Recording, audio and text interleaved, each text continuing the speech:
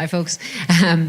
Just wondering about the occasion tomorrow. Firstly, I suppose, Mack, it feels like it's almost a final, within a final, even though we're still in the pool stages. What are your thoughts on just the occasion that it is, and the fact that really sort of the eyes of the rugby world will be watching this one? It's good. It's great. This is kind of what we've been working for the last 3 years I've been in here, and 4 years for the lads that have been under this coaching staff as well. So we're super excited for it. It's a big step up from the previous games we've had, but as I said, it's everything we've been working for this whole time. Just maybe, Josh, you think it's a real vote of confidence in the players? Andy is sticking to the plan, sticking to the settled squad, regardless of what the opposition are doing? Sorry, I didn't quite understand. Just, that Andy's selection and everything staying with continuity in the settled squad, that it's a real, I suppose, vote of confidence and trust in the players, that you're sticking to your plan regardless of what the opposition do. Yeah, well, I think, Andy and the coaches have been great. That they trust everyone's in the squad, and the way we play is that anyone can come in and do a good job. There's quality all throughout the team, so I think whoever's picked, there's full confidence from all the players and coaches that they'll be able to do a good job. And I'm obviously glad to be in, and anyone who has the opportunity to play tomorrow is unbelievably excited. Christian? Hey, Paul. What kind of performance is it going to take to beat this Springboks team?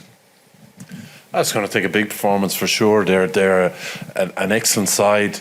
They've been together a long time as a group, together a long time as a coaching group as well, and they obviously understand how they want to play and how they want to deal with certain situations in the game. I think they've developed their game since the last World Cup, and developed their game a lot since last autumn in particular. So our boys are under no doubt about how big a challenge it is. They obviously present a big physical challenge. I think we present a big physical challenge as well, and they present a real tactical challenge as well. They're a very smart side, and that's probably one of the things you admire most about them is the smarts they can bring along with their physicality. So I think it's a strength of our side as well. So we speak about this Irish team and what this Irish team stands for, and I think they've got to bring everything they've brought to the big occasions they've been in the last few years. We've had a Test series decider down in New Zealand in Wellington. We've had a Grand Slam decider. We've had a tough autumn series against some very tricky opposition, and the boys have always found a way and figured it out, and it's a real strength of theirs. So they're going to have to play super well tomorrow, but they're also going to have to figure things out, and it's something I really enjoy watching them do when they have a challenge in front of them, how they manage to figure it out as a group, and they're going to have to do that at the weekend. Now we'll take a question at the back first. Thank you. Paul, from a tactical point of view, does the absence of Malcolm Marx make the South African line-out a little bit more contestable from your defensive strategy? I don't know about that. I mean, Deon Fourie has always looked very competent to me. I remember when I was down in France here, I remember watching him swapping from back row into hooker for Leon, and he was absolutely incredible. Another thing, having a coaching staff that's been together for quite a long time, they know their lineouts. They know, there isn't a whole lot of change. They have a lot of continuity with that regard. They have very good options in the air. So I would say they feel pretty confident about it. And he's a wise kind of campaigner, Deon Fourie. He's been around. He's really experienced. So we'll be trying to pressure them for sure, but we'll be trying to pressure them the same way we'll be trying to pressure any hooker that comes off the bench. Just wait for translation for a second. Okay. Thanks. Hey, Paul. Just quickly, did everyone train today and everything okay? Yeah, everyone trained today. No problems. We had 33 out training, and it was great to have them all out there. You've focused as a coaching group on overcoming adversity, and a lot over the last couple of years. When you see what happened last night with Antoine Dupont, is that a reminder that World Cups are never straightforward? And what was your reaction to that injury, and kind of what did it kind of remind you? Yeah, nothing is ever straightforward. I mean, we were down in New Zealand this year. We'd loads of people. Mack, I remember we used to meet Mack in the park. He used to train on his own in the park because he had COVID. Some of the coaching staff had COVID. We've had all sorts of challenges thrown at us, and it's a big strength of Andy's that he kind of revels in it and enjoys it. And there's no doubt there's going to be ups and downs during the World Cup, and there'll be ups and downs within the game. And players' experience and their willingness to, embrace those challenges and those obstacles is what's gotten them to where they are at the moment. So there'll be plenty of that tomorrow, there's no doubt about it. Question here for Josh, please. I'm Simon Walzer from Midi Olympique. Josh, I'd like you to talk about the physical dimension of the South African, and how do you guys as a team, what do you do to overcome this physicality? Do you have to be faster? Do you have to be more precise? How do you do on the pitch to counter-attack on this point? Yeah, they're definitely a very physical team. Something we're come very used to from any South African team that they put out. Certainly a part of their DNA. And I think from our side, I think rugby's a physical game. I think every game has a lot of physicality to it. So we know we'll have to be at our best in that area. And then there's the things that Paulie's talked about. They're very smart. They come up with some good plays as well. It's not just the physical confrontation that they bring. They also have a load of different things outside that. So from our point of view, of course, we'll need physicality as with every game, but we'll probably need a good all-round performance in every area, I think. Okay, a question up here. Paul, how long have you been planning for this, to take on the challenge of that South African pack? And where does it rank for you as a coach in terms of the work that you've had to put into it to try and get one over them? It's right up there. I wouldn't say we've been... we've known our pool opponents for quite some time, so there's been plenty of chat about it. There's been plenty of days where we've had a bit of a focus on the teams within the pool, to figure out what they're about and what we need to be about on that day. But and the fact that we've known for a little longer means you have more time, but it hasn't been massively different. I think one of the things you can't do on these occasions is move away from how you prepare and move away from what you stand for. You have to tweak things a little bit, so that you're ready for the opposition for sure. But I think that's one of our big strengths is our understanding of what we're about and how we go about delivering that. It's hard enough every week ensuring that we deliver what we stand for. So there's certainly a focus on the opposition, but I would say not as much as you guys would think. Front. Hi, Mack. No. A question about your mindset. You seem to put a lot of joy in your game. How strong is your pleasure to play this game, this special game? It's probably everything that you kind of dream of when you're growing up playing in these sort of games. You don't know if it's ever going to happen. So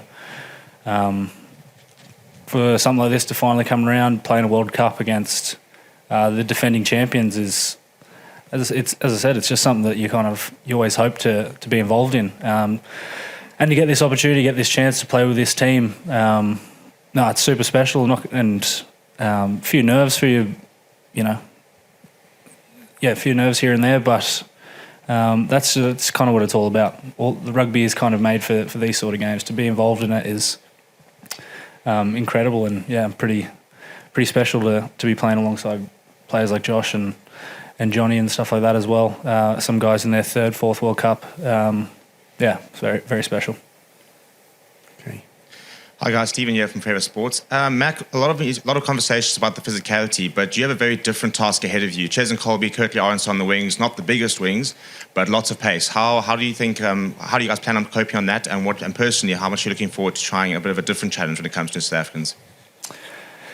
Yeah, look, they're arguably two of the best wingers in the world. Colby, arguably one of the best wingers of all time as well. So was lucky enough to kind of have a game sort of against Colby in the autumn, and same with Kurt Lee as well, and played against him for the Bulls and whatnot. So kind of not used to, you can't really get used to playing these two lads at all, but I've played them a couple of times now, which is nice, and I have my kind of thing that I'll try to do before game to get ready for it and kind of get my mindset ready, and the rest will just come down to how I perform, and that's kind of all I'm looking at the moment, not really what they're going to bring, but what I can bring to stopping them.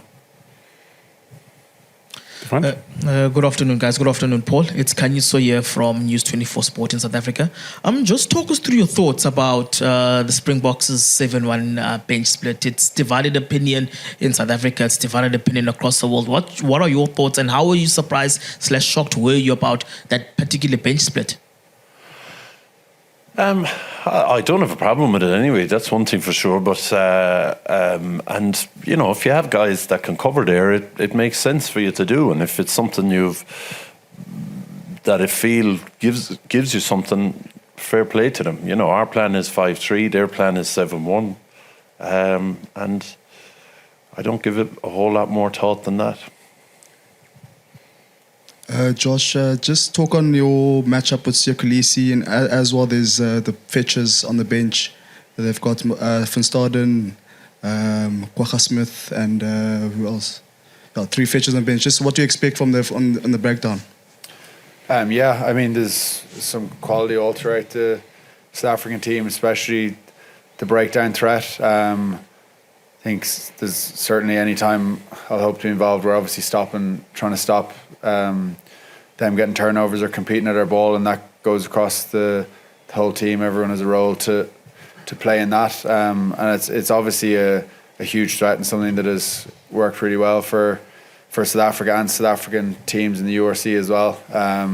So it'll definitely be a big challenge, kind of something we kind of looked at earlier in the week, but I suppose now we're just thinking about trying to look at our own performance and try and be as good as we can be, and hopefully that stops them having a big effect on the game. But it'll certainly be a big challenge, as it always is. And then last one for Mack Hansen. Could we expect interesting haircut tomorrow? Don't know, maybe now that you've said it, put it in my head a bit, maybe. I'll try to think of something for you. Okay, got time for 2 more questions. We've got one at the back here. Hey folks, Josh, Ireland are obviously fairly used to playing here at this stadium. Tomorrow is going to be a very different experience. Over 30,000 Irish fans expected. How much are the players looking forward to that experience? Yeah, it's absolutely incredible.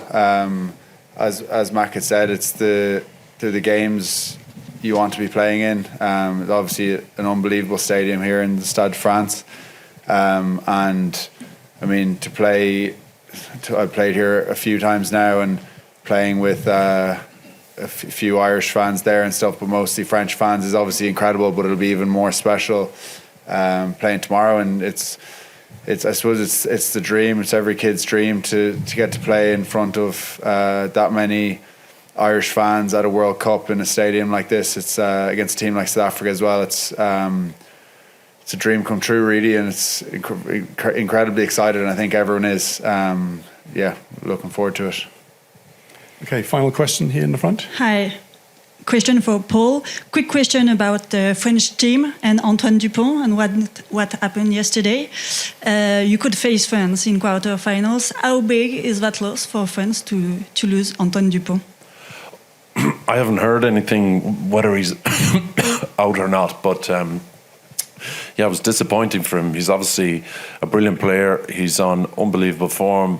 He makes them, I think, a lot of teams play very similar rugby, but he makes them very unpredictable. He's very unorthodox in how he plays the game. He runs across the pitch. He kicks off both feet.